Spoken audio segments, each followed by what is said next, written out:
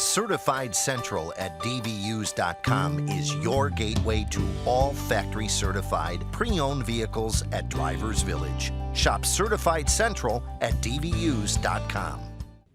31 years ago, Dr. David Halloran was paged to the ER at Manhattan's Roosevelt Hospital. All he knew was that a patient arrived in a police car with gunshot wounds.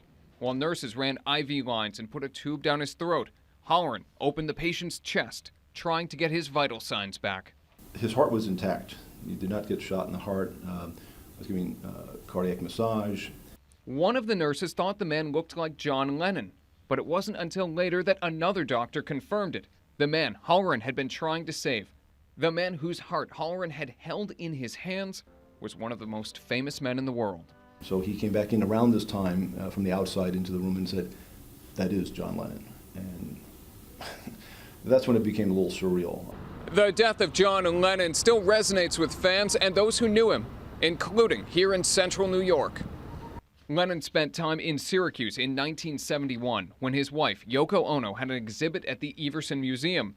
Film historian Doug Brody met Lennon when Brody was a professor at Onondaga County Community College, and a few weeks later, Brody went down to Manhattan to help the man he calls a modern-day Shakespeare edit an experimental film. John Lennon is forever in the same sense, in that he took the common human being, the common man experience, and filtered it through the genius of himself and, in his particular mediums, music and movies.